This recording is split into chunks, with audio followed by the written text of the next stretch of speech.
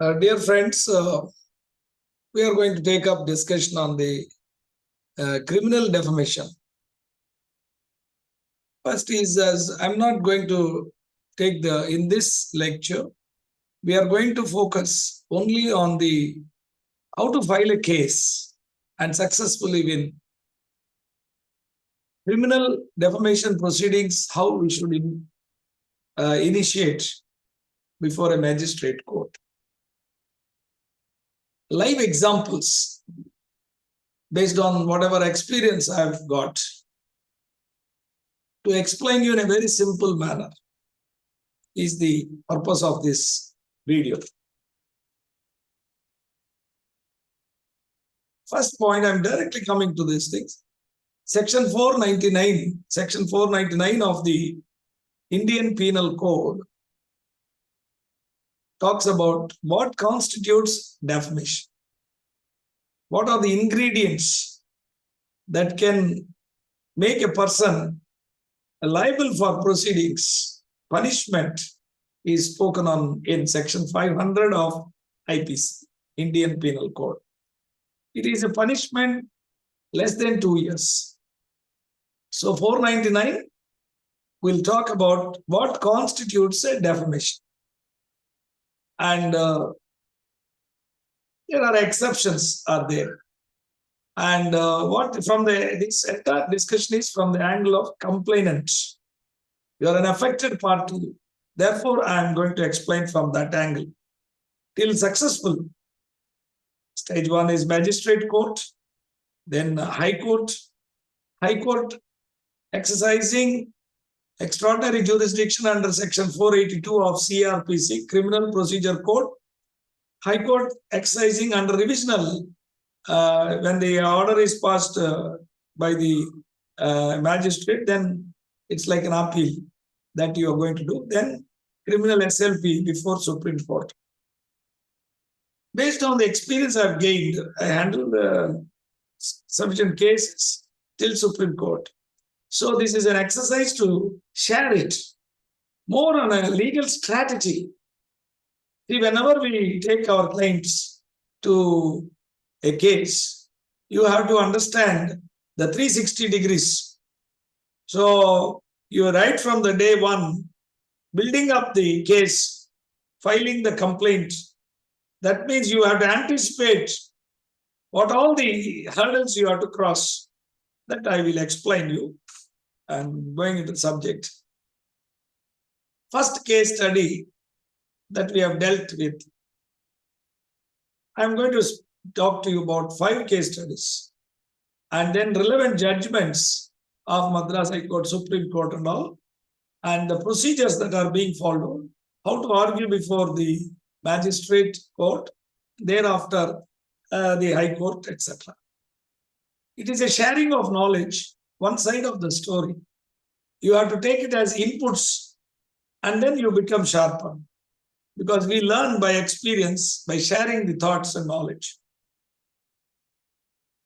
First case. What is section 499? Simply, it is a defamation. This is a reputation, an offense concerning your reputation. Simply, somebody says, Mr. A is a professional lawyer or a chartered accountant or a doctor. Now somebody comes and asks him what is his opinion. Then you are going to say that this man, everything is failure and he is a fraud and he is cheating. He may take you for a ride. Like that, if he says, what will happen? Will the client come to you? So, another thing is, for us, more important for a man, the precious wealth is his name. And if you see, the Shakespeare has said, good name in a man and woman, dear my lord, is the immediate jewel of their souls. Who steals my purse, steals trash. It's something or nothing in my purse. It was mine, it was his, and has been slave to thousands. But he that flinches from me, my good name, robs me of that which not enriches him, but makes me poor indeed. See, we always feel that people keep on abusing. I'll come across, I was a chartered accountant. Now I'm practicing as an advocate and also as a resolution professional. I see a lot of my friends. Then we find that they are abused, and there a lot of comments are passed against their integrity and all. And people think, okay, who will file case, who will go to what is the procedure, etc. But believe me, friends, even a murder, you can come out of it. But in defamation, you will not, if it is made out a case. And there are two parts: criminal defamation. Section 499 of the Indian Penal Code talks about this. What constitutes defamation? And what are the ingredients for constituting a offense under 499? What are the exemptions are there which the other person can claim? And then 500 talks about punishment. Please see, this case comes very fast, it will go through. There is a civil defamation is there. You can claim damages. That I will talk to you separately. But that will take time. Actually, people say it will take time. It doesn't take much time, provided you pursue that case, prosecute the case diligently. So I am talking about the case in hand. So first is IPC. That is legal strategy. Suppose somebody comes to you saying that that person has told me thief. That's all. Just thief. That's enough word. You'll be sure of winning the case.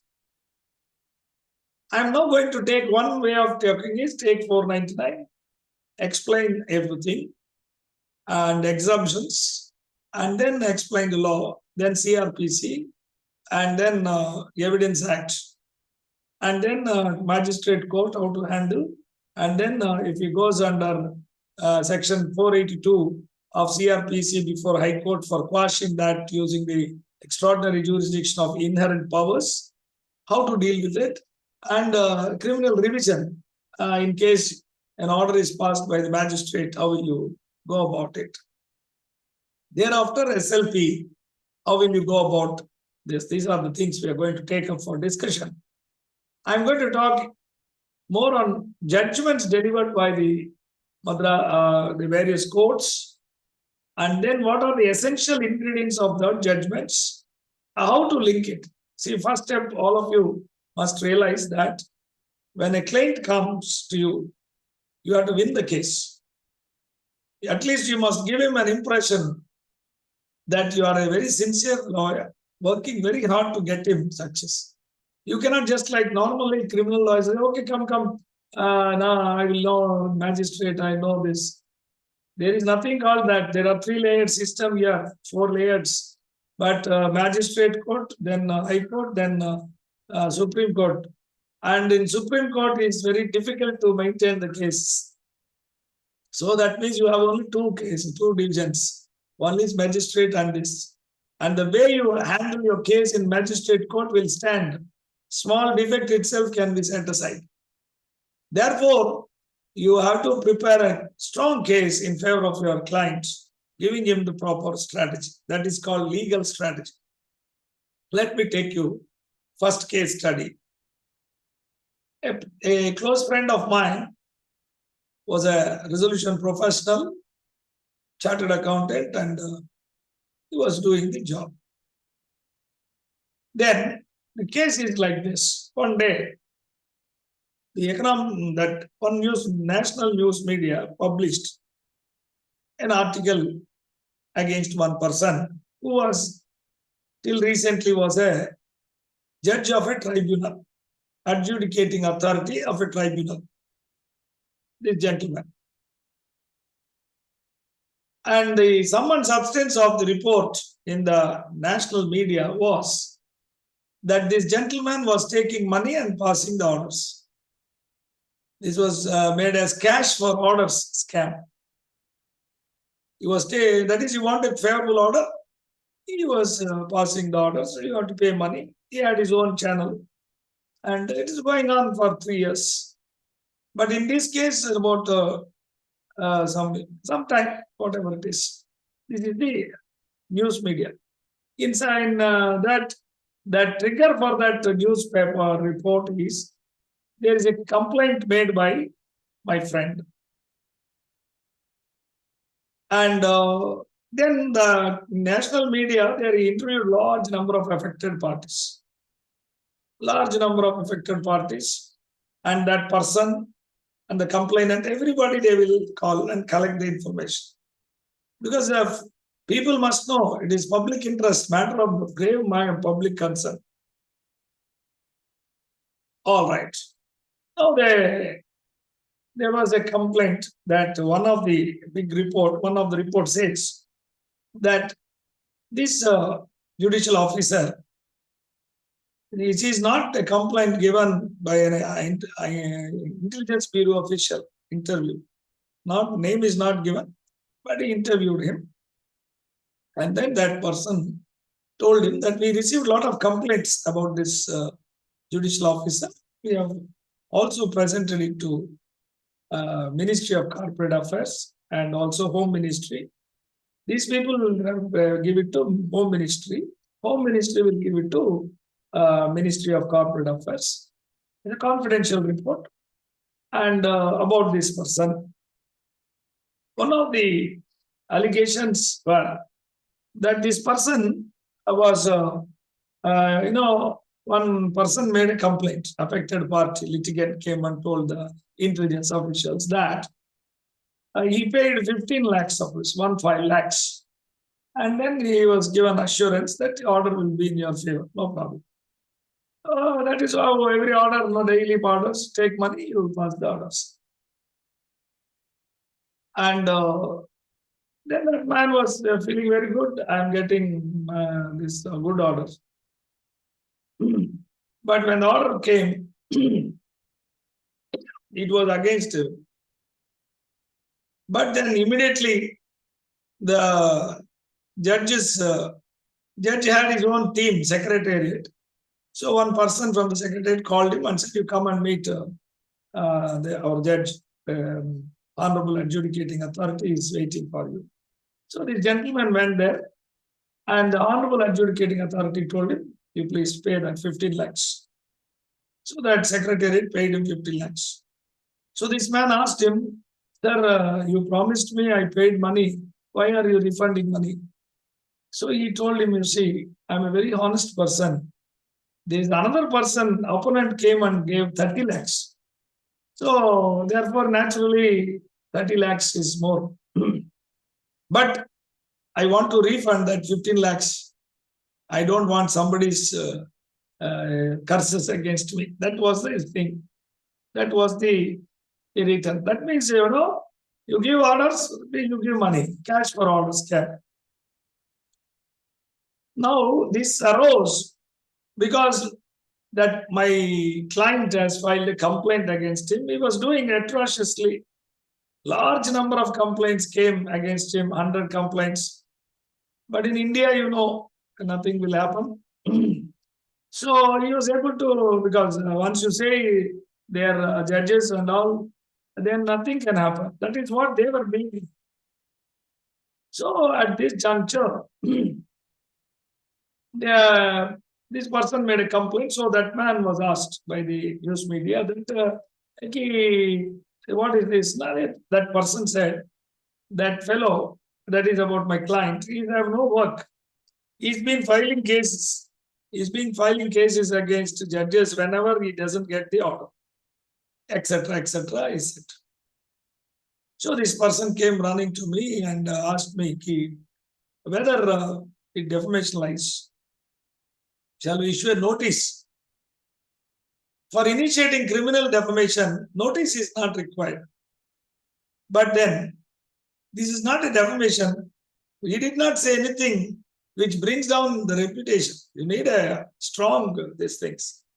So I told him this is a matter concerning a judicial officer. Because judicial officers, even very honest people will be there. Whenever the judgment is, there are two parties to the judgment, and only one party will be favored, another person is not favored. So therefore, the aggrieved party will become very hostile against the judge. This is the problem. And if everybody starts filing cases against judges and that are entertained, then there will not be any end. Therefore, when you go to against one, you can complain. Section 16 of Contempt of Court Act is there. They are liable for contempt. And Section 417E of the Companies Act 2013 is there. Their proceedings will be initiated. It's not that checks and balances are there in the system. But then, how each one will be? Because you may think you have a case, but then court has to think. So I told him, wait, because its matters come in national media. And naturally, others also will pick up. It will not stop with this. Let's see what is going to say. So immediately, this another paper went and asked. This time, that person has said, naming this man, that fellow is no work and all. He has got the habit of filing complaints whenever he doesn't get orders. Then he said,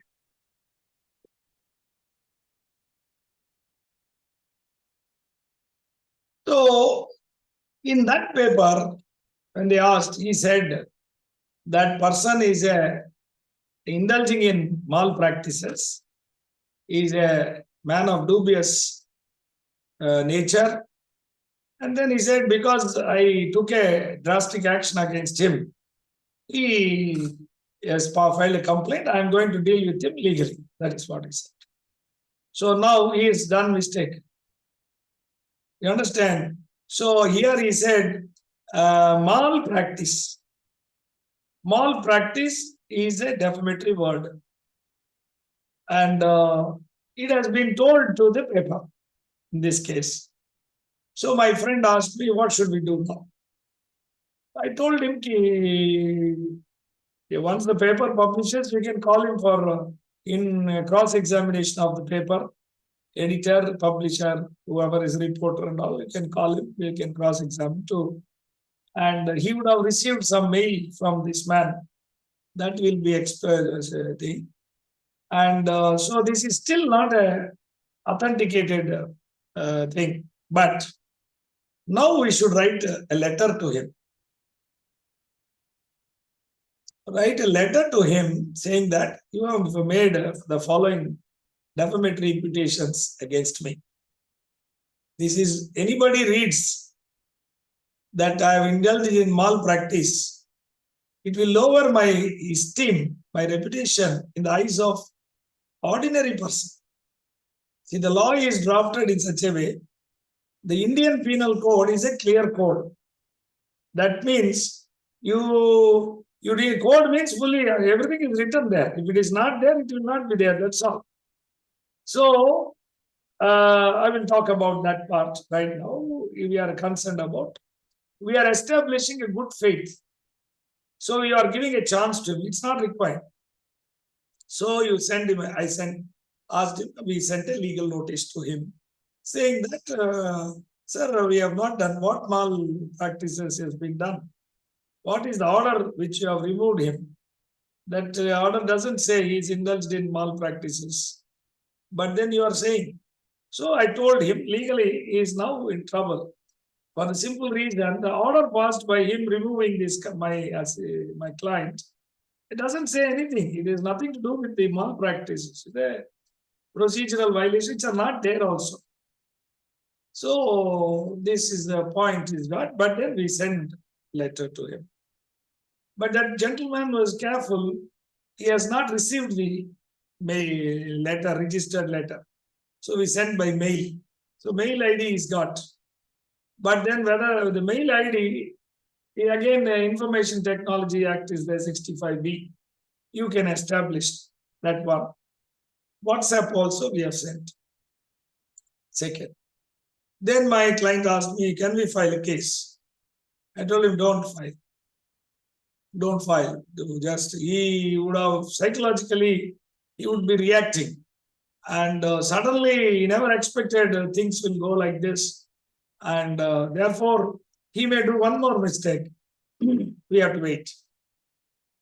So as I planned, he made a complaint against my client to Institute of that regulators, saying that he has violated this regulation. That one of the regulations says integrity, honesty, dedication, all that. He said this fellow is a man of dishonest person. He lacks integrity, and like that, so many times he wrote and signed it. So I thought he's got him, and that is the offense is established. So it is a direct assault on the client. His name is there. So he gets the right to file a complaint. The affected party only should file a complaint. One. Point number two, the said imputations are false. They are false. Untrue. He knows them to be untrue. He has a reason to believe that they are untrue. All ingredients of 499 is followed. And it is directly harming the reputation of a professional. If somebody calls you thief, that may, it's a small word, so now 5 letters, THIEF, but that is a dangerous thing you cannot use. Then I told him, let us still wait, because he has made a complaint to the regulator. Regulator will have to take action. Suppose what happens, he might have influenced the regulators, and then the regulators may pass an adverse order against you, then entire case will be lost. You understand? So what is the point in filing the case? Then that you have to get rid of that case, gets time. And therefore, we waited, and then the case was dismissed. But here, one more point you should note, friends. Even if this is only strictly you are going, but there are some of the proceedings are initiated, but then you get an adverse order by a competent authority saying that you have indulged in this sort of things, then what he's saying is true only. Then you will not get the chance. So now we are ready. He has got into the system. So first step is the imputation. What is that? He said. Where is the evidence? News media. What is this? All those things. So you are ready.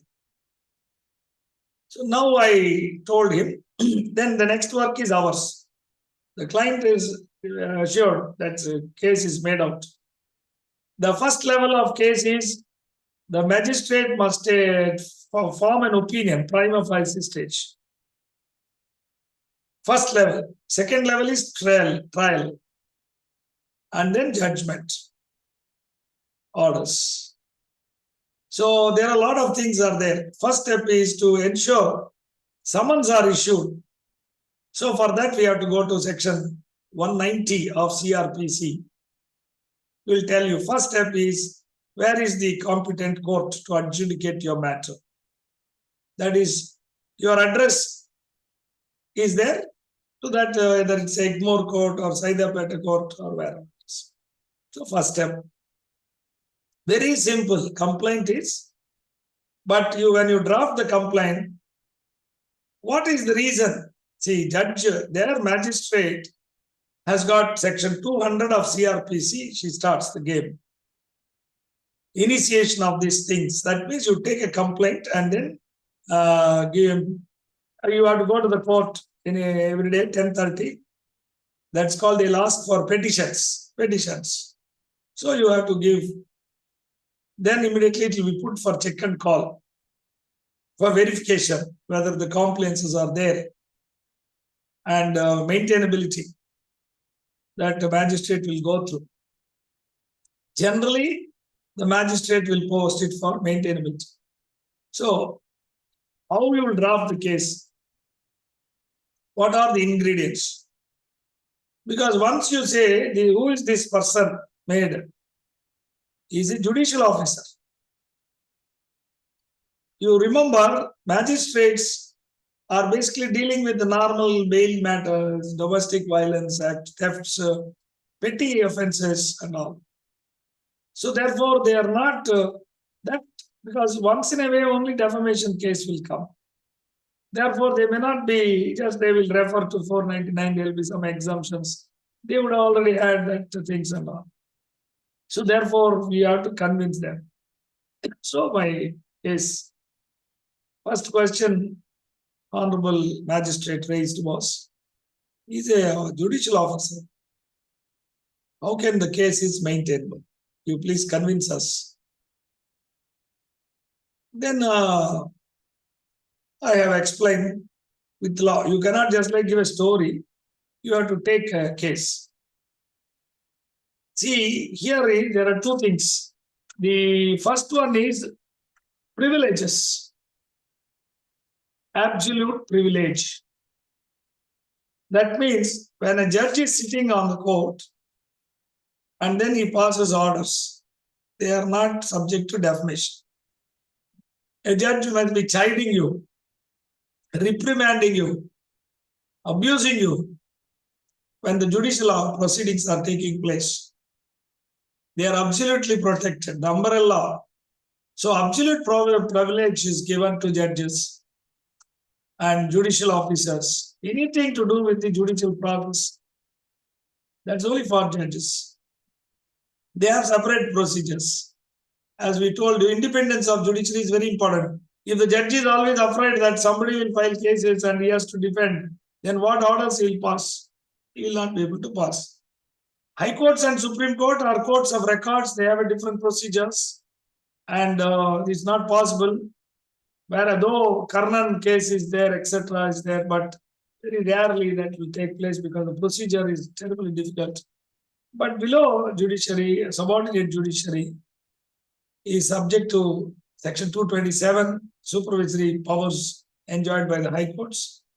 But here, whether you can initiate, this man was not at that point in time, he is not having that umbrella because he retired.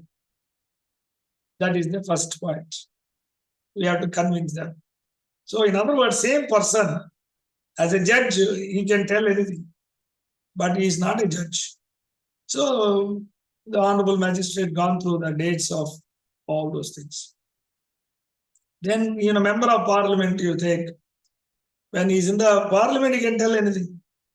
But the same thing, he cannot come out and tell it. Then he will be subject to this.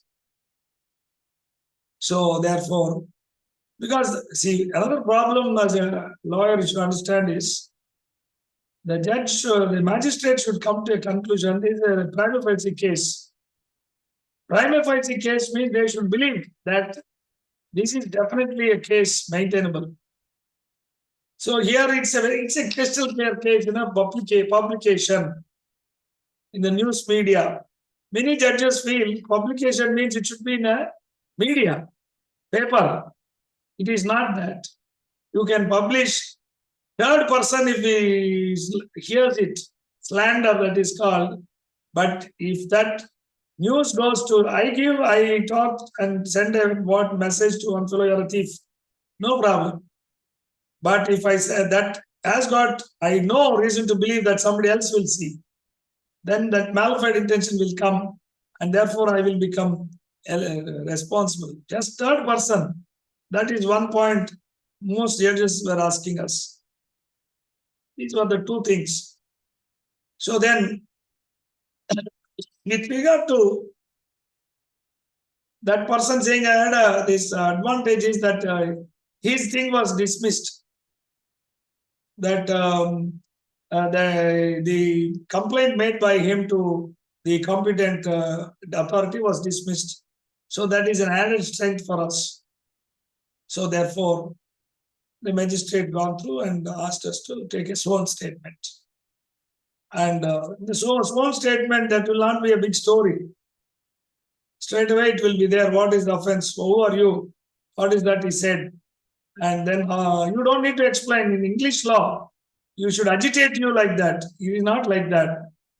There should be complainant, should be affected party. The matter subjudicated is that it has the impact of bringing down the reputation, harming his reputation in the eyes of the ordinary person. Now the question is qualified privilege. So he can come and say that no, what I said is fact. I am entitled to the qualified privilege. Exemptions are there. But then truth is a defense. Truth is a defense. But you must understand, you cannot say there should be public interest involved. Two things. I'm saying truth only. But why are you saying it? Is it why you should say? It's going to benefit public good, then okay. That is also because the law is that nobody is Article 21 of the Constitution. Your reputation is under stake. So, therefore, the notice was issued. Since this is less than 2 years punishment, the learned magistrate will go through the summary proceeding, summary trial. So what happened? This the gentleman was not address is not being. He has given 3 addresses, but he is not receiving there. So we also wanted to let him continue because the magistrate's got the power to issue arrest warrant or publicly notice can be given to him. That is how it is. That is the first stage. So once the person comes for a trial, how will you handle it? Is the next part I will take. First step is, as a lawyer, your duty, when you are charging the clients, you have done some job. You cannot say, I will win the case and all. That is so many trials will be there. So when you want to write you advise him, you must charge for first level of summons being issued is one achievement. Understand, you are arguing for the case, preparing the complaint, giving a legal strategy for him, all put together. The next stage will be, another stage will be there. That also, you need not bother, let him not come, summons, take some time, so that arrest warrant, you can execute it. You arrest him, he'll become, because it will come in the entire papers. And you can publish in the news media that this so-and-so is absconding. Is a judicial officer of this thing. So criminal side, there is every chance for settlement. You can ask him, you damaged me, pay me so many crores. Otherwise you go to jail. Because you have civil proceedings are there. But fees wise, this is the first step. Then the second step is a trial. But he won't come for trial. If I'll come, we'll appear and go for quash 482. But when you go for quash, he will challenge on 2 grounds. One is magistrate has not applied her mind. You understand the arbitrary exercise of power. That is very important. You have to ensure. So you have to assist her. You should not bother about magistrate issuing summons. You should ensure that complete evidence is there. And the magistrate has gone through while passing the order in his own statement. You can produce witness. That is the discretion of the magistrate. Prima facie, they have to come to this. In qualified privilege, you have to prove your innocence, that you fall under exemptions. That is the law. And this is the first trial. Up to that, I'll explain you. You can ask questions and we will answer. Thank you.